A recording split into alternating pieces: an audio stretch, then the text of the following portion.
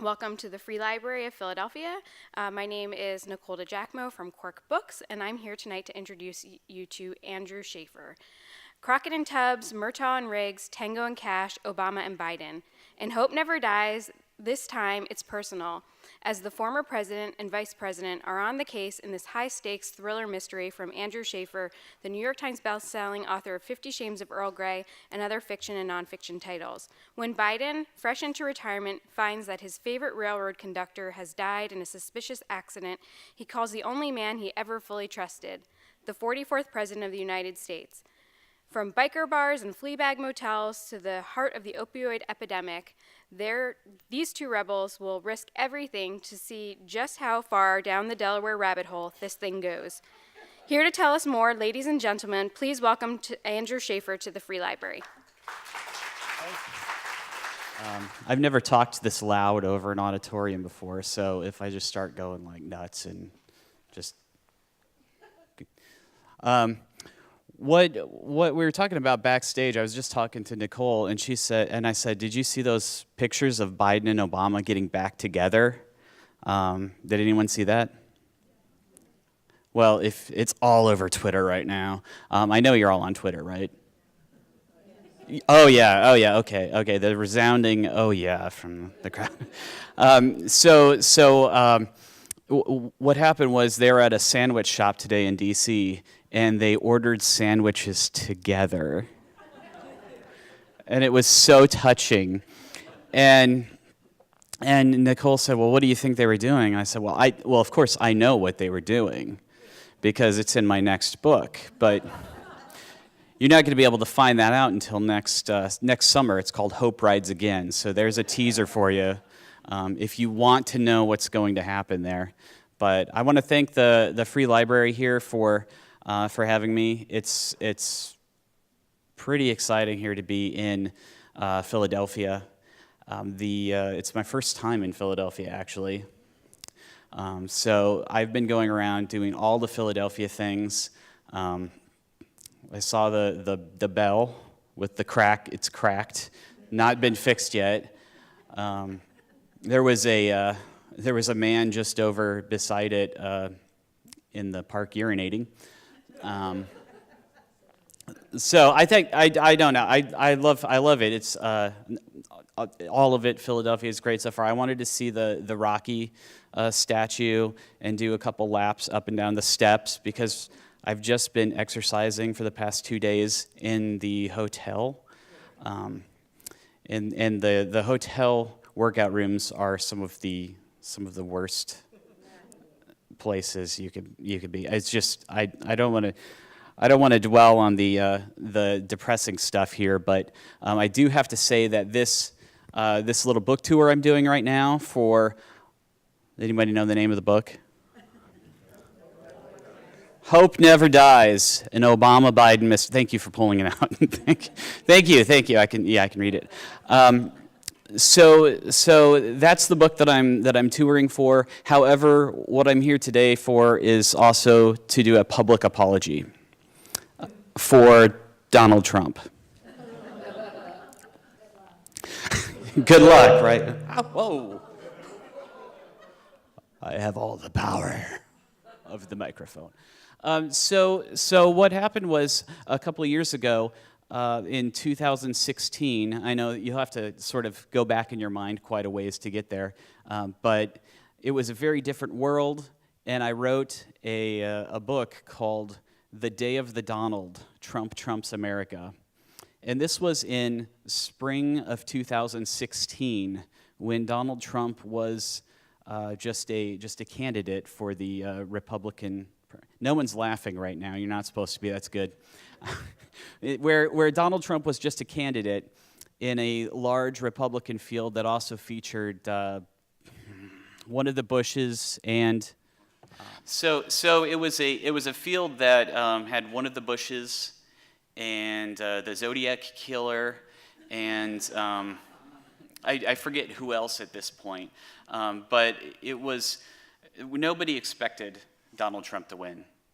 So I wrote this book, and it was a satire of this insane world where a reality television show host becomes president of the United States of America. Did you lose me again? That's okay. So it was this insane world. Hello? There we are. It's this insane world where Donald Trump becomes president of the United States. Nobody thought this would happen. I had one friend that I knew that was going to be voting for him, and he said he'd do it because, quote, Donald Trump is punk rock. Sorry, he said Donald Trump is punk rock.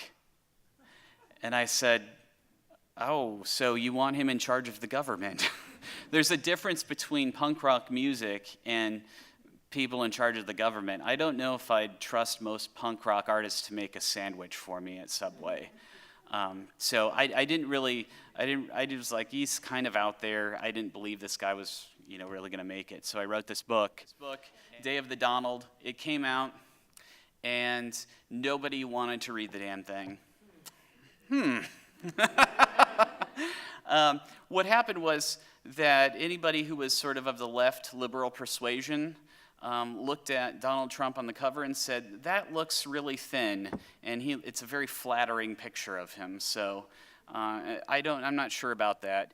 And they also said, I'm going to pick up if I start reading that book, what's going to happen is I'm going to jinx this whole election. And I said, there's no way we're going to jinx the election, you guys.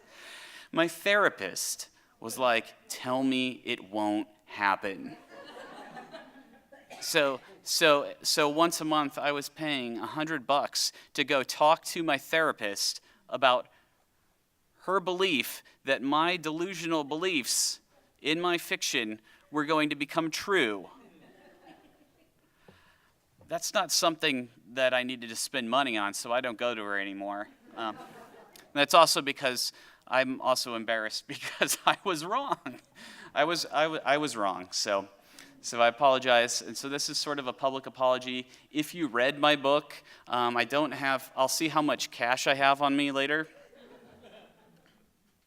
I have about $22 in cash. So I can refund one of you probably the purchase price of the book, and the other one gets probably some more flags here. So that was a really weird book to write. And then someone said, well, did anybody on the right side of the political spectrum read it? And I said, no, there were no pictures in it. I apologize to any children out there who read picture books. That was not directed at you. So it was a fun book to work on. It was a fun book to write, and I wanted to write something else that was political, but we were living in such a divided sort of world, I realized, that it was divided between the left and the right. It wasn't this sort of, there was really no middle that I could see. And that seemed to be very different than the world we were living in just a few months earlier before the election. But what I decided to do was I said, the next book I write, if it comes true, I want it to be awesome. I want it to kick ass. And so I said, you know what? I want Joe Biden and Barack Obama back together again, solving crimes. Because everybody knows there's no better way to reconnect with someone from your past than solve a crime together. So it was a week after they were out of office. Those memes were going around on the internet where Joe Biden was up to some crazy shenanigans in the Oval Office, and then Barack Obama would be like, Joe, we can't do that, Joe.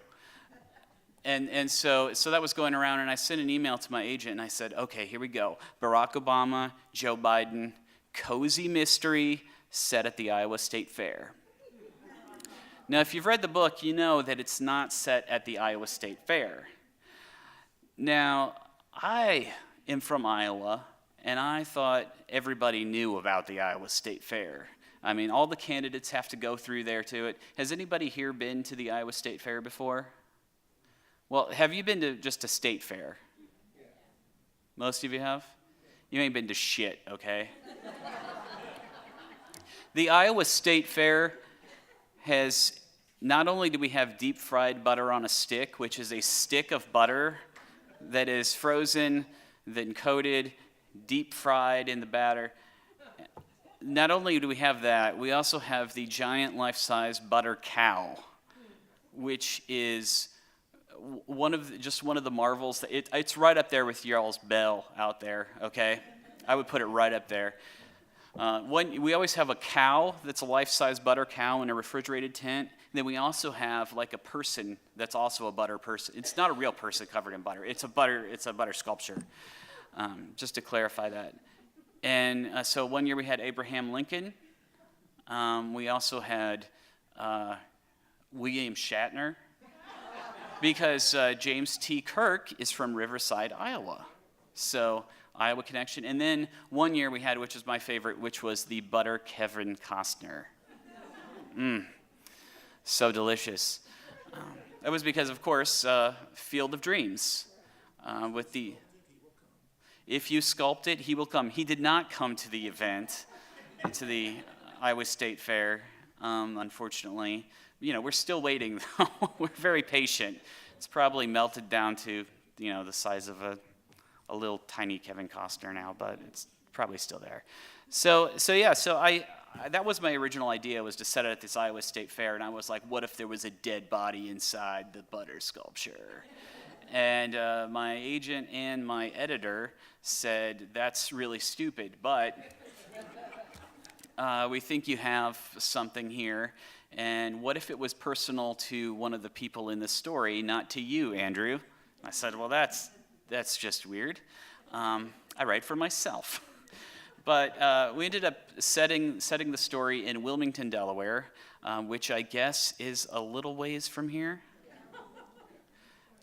It's like 20 minutes, or during rush hour, it's... Yeah, you get. I'm from the Midwest and also from Kentucky, and when we say something is 20 minutes away, it means it's 20 miles away. And out here, I've been sort of driving around Washington, D.C., Maryland, Delaware, and now Philadelphia. So when you say, oh, something's 20 minutes or 3 hours away, I'm starting to come to the realization that I know. That my phone doesn't know anything. I thought the phone was supposed to know how far stuff was. You're like, no, don't trust the phone. So we decided to set it in Delaware, Wilmington, Delaware, and again, it's a really fun book. There is a murder of an Amtrak conductor. I mean, it doesn't sound fun, and but it's a... I would say it's sort of like an Elmore Leonard type book, Donald Westlake, some sort of mysteries or thrillers that run in that sort of humorous vein. Maybe Quentin Tarantino a little bit. I thought there was one point where I was writing the rough draft and it got a little bit too Tarantino-esque, and they were in the basement of a pawn store, and I said, whoa. I think I've seen this one before, so it's a fun book though, but it's really about two guys who are out of office. They don't know what's happening anymore. 6 months have gone by. Joe Biden's sitting at home, not doing much, and Barack Obama is going out on the vacation to end all vacations. He's going skydiving with Richard Branson, windsurfing with Bradley Cooper. There's actually a number of fake things I put in my book, but right now I can't even remember which ones are real or fake. The real Obama and the fake Obama are sort of merging in my mind here. But he went on that long vacation, and most people were like, well, where's Michelle and the kids? And I was like, well, where's Joe? Where's Joe? And so the book is sort of my fantasy about where Joe was. He was at home watching his best friend go around the world, auditioning for a new best friend, which is very painful to watch. And then there's this the murder mystery that brings them together. And so what we have is it's sort of like a love story then, almost like Lethal Weapon. It's very touching, and everybody at my publisher cried. Some people from the publisher are here. It's from Quirk Books from Philadelphia. Woo! That's everybody in this room here, for those of you listening to the audio podcast. It turned out to be like a really touching book. It was supposed to just be like a hilarious parody at first. They were jumping out of helicopters and everything, and we said, no, let's tone it down. Let's make it a little bit more emotional. And I said, ooh, I don't know, that kind of scares me. Emotions. And it was like, no, let's open our hearts up and see what happens. And it really turned into sort of a touching story, plus murder. So there's really a little bit of both, but it's a fun story, and I'd been thinking about it for a number of years. The first time I saw Joe with his aviator shades on, I thought, that guy looks like an action hero. And then he opens his mouth, sticks his foot in it, and you go, okay, he's more like Leslie Nielsen than James Bond. But together with Barack Obama, they make a really good crime-fighting couple, or president and vice president, I guess. They're almost like Sherlock and Watson. So Barack's sort of the cerebral Sherlock. He's got all the answers. Meanwhile, the book is narrated by Joe, who's this Watson-like character, who is very down to earth and just sort of a man of the people, like Joe is. So what I'm going to do now is read a little scene from the book, and this scene is actually not in the book, so I just lied to you.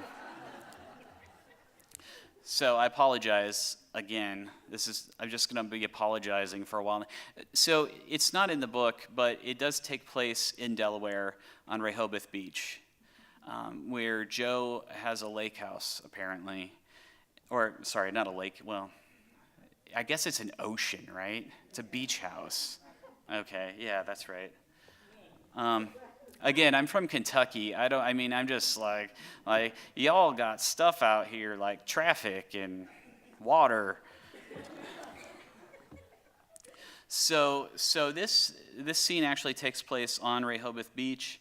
To the best of my knowledge, Joe's house does not back up directly to the beach. I don't really know. I was in Rehoboth Beach the other day. I wasn't like walking around it or anything, so don't think that was happening. So anyway, he wasn't home. So again, this takes place on the beach, and in the story, they've just been on the trail of a killer. They have to hide out for the night. They decide to go to Joe's beach house, and in the book, they actually go to a motel. But here in this alternate reality, in this room tonight only, they go to a beach house. When I woke, Barack was already on the beach, walking barefoot in the sand and watching the sunrise. I donned my robe and climbed the porch steps down to join him. Barack had changed from his navy suit into a pair of khaki shorts and a slim black polo, the armholes of which were stretched out by his biceps. Unlike your Uncle Joe, the former president had been working out. Good news was that nobody else this far north on the beach had yet given us a second look. We were just a couple of old beach bums kicking up sand at 7 a.m. Nobody knew we'd escaped Brock's Secret Service detail. Nobody knew we were on the trail of a killer. I have an extra pair of Speedos inside if you want to take a dip, I told him. Joe, you don't have Speedos. I do, I swear to you on my Irish mother's grave. Barack narrowed his eyes at me. Watch your step. Watch my what? He pulled me to the side just out of a patch of the path of a neon blue man of war. It was dead, but the tentacles could still sting. The Portuguese jellyfish had washed up on the beach by the hundreds. It wasn't a common occurrence on the Delaware coast. Once every 10 years or so, I wanted it to be a sign, a premonition, but I'd never believed in premonitions. You're not thinking about swimming, I said, studying the deep creases in Barack's face. You're still thinking about the clue we found in that motel room. I could see it behind your eyes. I've got some ideas. Are you going to share them with me? Maybe. I shook my head. Unbelievable. It was like we were back in the White House. I'd been in government longer than Barack had been. I'd been chairman of the Foreign Relations Committee before he could even walk. But as Barack liked to say, only one of us knows what happened in Roswell, Joe. So how's your Secret Service guy taking things, I asked. Well, Steve's taking things pretty well, considering he lost the 44th President of the United States. Well, and the 47th Vice President, I said. Barack gave me some side-eye for that, and did point out the obvious. I hadn't been under protection for weeks now. There'd never been an attack on a former vice president. We were forgotten by everyone, including the whack jobs. Well, he hasn't reported it to anyone yet, has he? I said. Well, Barack said, if he had, there'd been a knock at the door at 3 a.m, a loud knock, but that hadn't happened. Whether he was talking about the Secret Service or Michelle, I didn't know, but I got the point. Steve wasn't going to let anyone know the president was missing, not if he wanted to keep his job. So that's why he hasn't tracked our cell phones, I said. If he does, a red flag goes up in the system. Barack stopped. Actually, you have your cell phone, Joe? I dug it out of my robe. I just picked up the Samsung last month and was carrying it everywhere like a kid with a new bag of marbles. Feel how lightweight that is, I said. It's the size of a TV screen practically. Barack weighed it in his hand. It's nice, Joe. Is it waterproof? That's what the guy at the Verizon store said. Barack hurled it into the sea. He had a good arm. It plunked down about 40 yards from shore. Waves crashed over the spot where it had gone in, and I couldn't have picked the spot out if he paid me.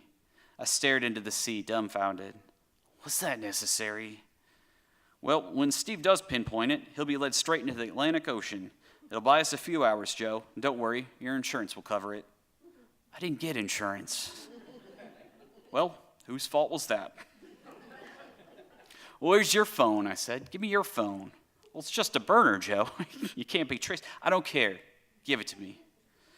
Barack handed me a generic phone that couldn't have cost him $30 at a gas station. When was the last time this guy had been to a gas station? I cranked my arm back and let it go. It splashed down about 5 feet away. I'd spiked it like an amateur, like an idiot. Dang it, I muttered, splashing into the knee-high water. Joe, we don't have time for this. I bent my hand over and searched the floor for it. I would throw it again, farther than Barack had thrown his, that was for darn sure. What malarkey. I'd been the football player in high school, not Barack. I was going to show him what kind of arm old Uncle Joe still had. I was going to show him, The pain from the jellyfish sting was immediate and blinding. It shot up my right arm and straight into my skull. I thrashed around in the water, swinging my arm wildly with the Portuguese man-of-war attached, its tentacles wrapped around my hand like tape around a boxer's gloves. Hold still, Joe, he shouted. Code names, I yelled. Use our code names. Barack stared at me like I had a damn jellyfish on my hand. Code names? Our Secret Service names, you're Renegade. And I'm Celtic, I said. I thrust my hand underwater and held it there. What are you doing? Let me help. I'm trying to drown him, I said. It's jellyfish. They live underwater, Joe. He paused. I mean, Celtic. Barack Obama was right. Barack Obama was always right. He had a stick in his hand, a piece of driftwood. He slid the tip underneath the jellyfish, and with a quick flip of the wrist, he sent the creature sailing. I stared at my swollen hand in horror. What do we do now? I said. Do I have to suck the venom out?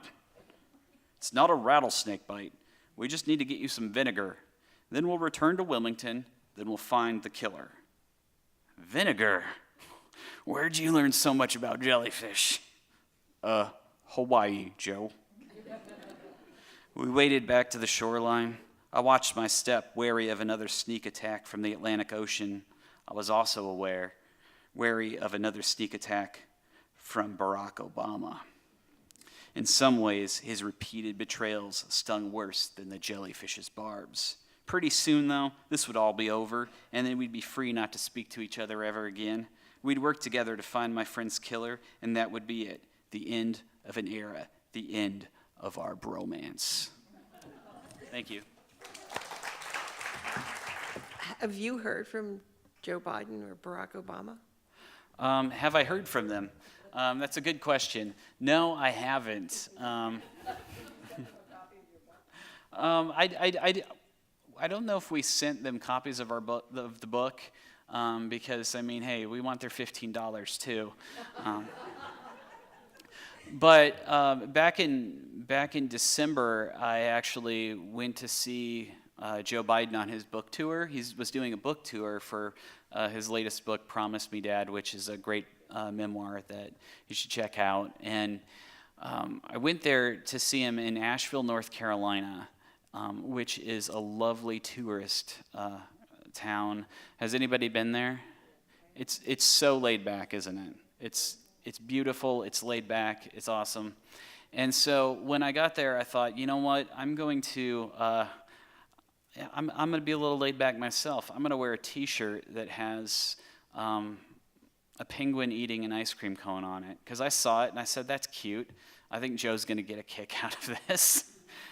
And I go, everybody else here is pretty laid back. So I, put that on over some jeans and went to this book signing. Now, it was not as laid back as I thought it would be. Everybody there was dressed up like they were out for a night in the town or for prom or something. And I was the only person there in a T-shirt. I guess I had paid $300 to meet him and shake his hand. And if you do something like that for $300, you don't wear a T-shirt to meet them. I've been to a lot of rock meet and greets. I've been Slipknot. I mean, you don't dress up for that, right? Maybe with a mask or something you do. So I went there and everybody was dressed up, and I was like, oh, I'm not going to say anything about the book now, because I was going to say, oh, I wrote a book about you, Joe, which is kind of weird, but not the weirdest thing I've probably ever said to a celebrity. So I went there and waiting in line, and the people in front of me had a medal that they had got, their son had gotten in the war. He was killed in the war. And they handed this to Joe, and it was a very emotional moment right in front of me. And everybody was very emotional and in tears, and Joe is just very genuine, and if he feels emotion, he feels the emotion. And they had their little moment, and then they got their picture and went away, and then Joe turned to me, and he's like, and at first I was thinking like, oh no, he's going to think like, who's this asshole in this cartoon penguin shirt? Because that's what I was thinking, and I know that's what like his security guys were thinking. They're like, oh my God. And so he took one look at me though, and this big smile spread on his face, and he goes, ice cream, that's my favorite. So that's who Joe is. He's just a very genuine, emotional guy, and he just pivoted very quickly, like a politician has to do from one emotion to the other, and it wasn't awkward at all. But, I couldn't say anything to him anyway if I wanted to, because he smiles at you.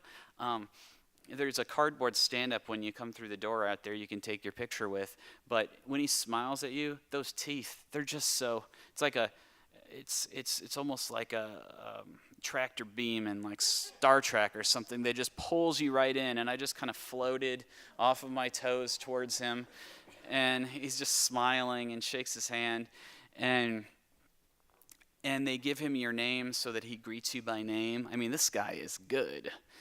And they give you your name, and so we take our picture, and then he slaps me on his back and puts his hand on my shoulder, and he whispers to me, thanks for making the effort, Andrew. I still don't know exactly what he meant by that. I think he was saying, hey, thanks for making the effort to come out. I know it looks like you don't have a lot of cash to spend on something like this. It all goes to charity, boy. It's good. Because it did go to his charitable foundation. But I still don't know exactly what he meant by that. Or if he was just being sarcastic, like, thanks for making the effort, dickhead.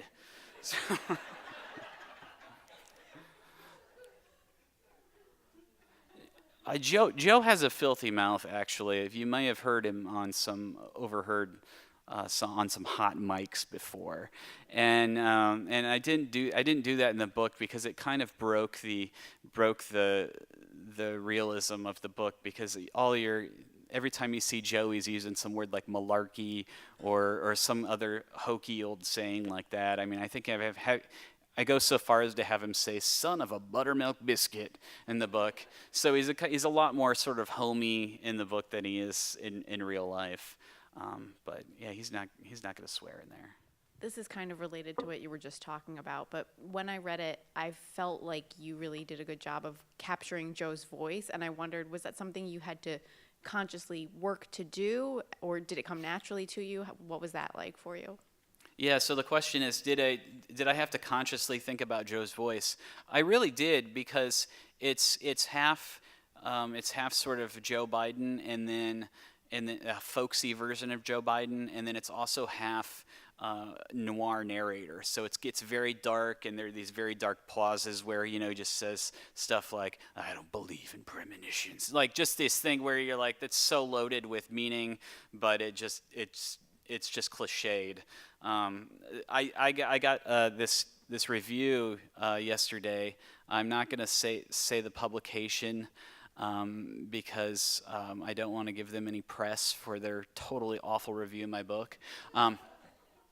Actually, but it actually said Shaffer hits every cliche in the noir genre, and I was like, yes, I did it.